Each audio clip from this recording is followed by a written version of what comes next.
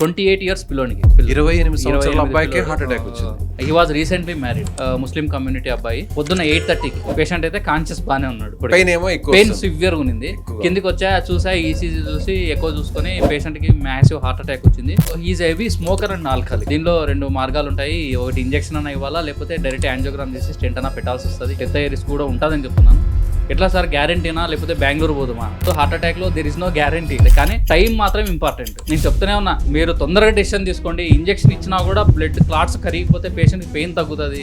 వెంటనే ఇంకా షాక్ కొట్టాము, మళ్ళీ కార్డియాక్ అరెస్ట్ వచ్చేసింది. Whether you believe it or not, LAD అనే వెజల్ 100% అక్లూడ్ అయిపోయింది. స్టెంట్ కూడా అవసరం పడదు ఛాన్సల్. లోపల ఉన్న థ్రాంబస్ అంతా మిషన్ పెట్టి లాగేస్తాం మొత్తం. ఓకే, ఆ ఫ్యాట్ అంతా 2-3 డేస్ తర్వాత పేషెంట్ని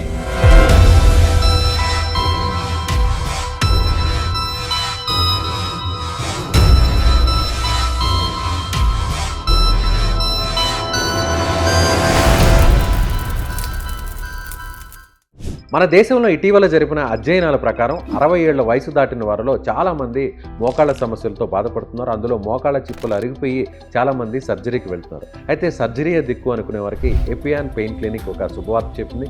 ప్లాస్మా థెరపీ ద్వారా ఈ సమస్యకు చెక్ పెడుతుంది. సో ఇమీడియట్గా ఈ సమస్యతో బాధపడేవారు ఈ కింద నెంబర్కు కాల్ చేయండి. నమస్తే, నేను విజయ్.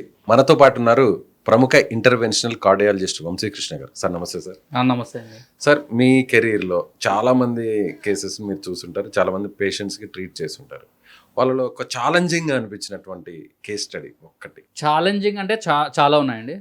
అంటే రీసెంట్గా జరిగింది ఒకటి చెప్తాను. అంటే ఐ మీన్ ఒక 28 ఇయర్స్ పిల్లోనికి 28 ఇయర్స్ 28 సంవత్సరాల అబ్బాయికి హార్ట్ అటాక్ వచ్చింది. ముస్లిం కమ్యూనిటీ అబ్బాయి.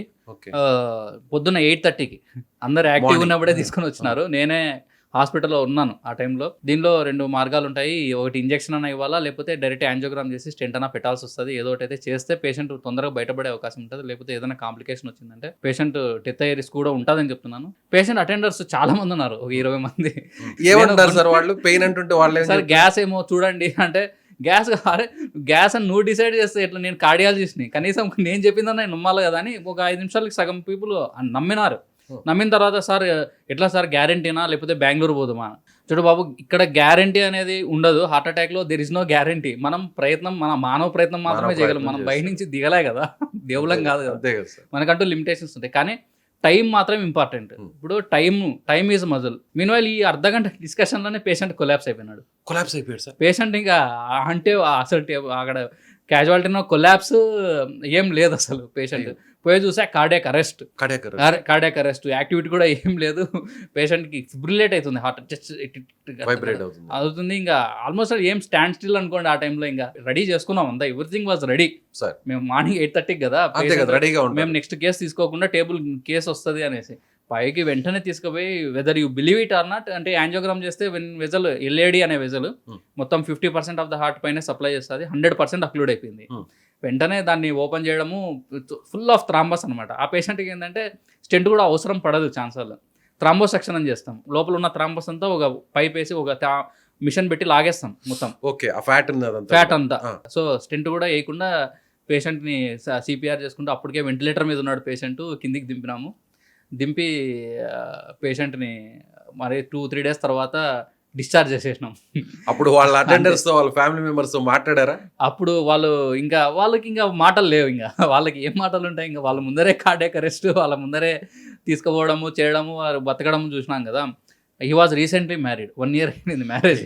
1 సంవత్సరం అయింది. 1 year మ్యారేజ్ అయింది. కేసు ఏదైనా జరుగుంటే మీ మాట వినకుండా బయటకు తీసుకెళ్ళి ఉంటే పరిస్థితి ఏంటి సార్? రెగ్యులర్ గా వస్తాడు అంటే చావుని దగ్గర నుంచి చూసాడు. హస్బెండ్స్ ఏందో కానీ వైఫ్స్ ఇంకా హ్యాపీ ఫీల్ అవుతారు ఇట్లాంటి విషయాల్లో.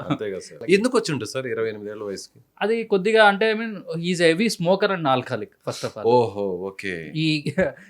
ఇంకా గ్యాంగ్స్టర్ అనుకోండి అతను, ఆ టైపు. సో అన్ని అలవాట్లు ఉన్నాయి. అట్లా స్మోకింగ్ అట్లా ఉండేది. ఆల్కహాల్ తక్కువనే అన్నాడు. స్మోకర్ బాగా. ఫుడ్ హ్యాబిట్స్ ఎప్పుడు చూసినా బయటే, అంటే బ్యాడ్ ఫుడ్, అంటే మీన్ పాలిఅన్సాచురేటెడ్ ఫ్యాటీ యాసిడ్స్ అన్ని, అంటే జంక్ ఫుడ్ అన్ని ఎక్కువ అనమాట. రీయూజ్డ్ ఆయిల్స్ ఇవన్నీ ఎక్కువ వాడతారు కదా. సో ప్లస్ కొద్దిగా జెనెటిక్ టెండెన్సీ కూడా ఉండొచ్చు, ఫ్యామిలీ హిస్టరీ కూడా ఉండొచ్చు. కొలెస్ట్రాల్ ఎక్కువ ఉంది అబ్బాయికి. సో అవన్నీ ట్రీట్ చేసిన తర్వాత ఇప్పుడు బాగున్నాడు. సో ఈ కేస్ స్టడీలో మాత్రం దేన్ని కూడా నెగ్లిజెన్స్ చేయకూడదు. Every second matters. ప్రతి సెకండ్ కూడా, ఎవ్రీ సెకండ్ మ్యాటర్స్. అండ్ చావుకి బతుకులకు మధ్యలో 30 సెకండ్లలో బతికించిన వాళ్ళు చాలా మంది ఉన్నారు. ఆ టైం ఇవ్వాలి, పేషెంట్ కూడా ఇవ్వాలి మనకి. Thank you sir, thank you so much.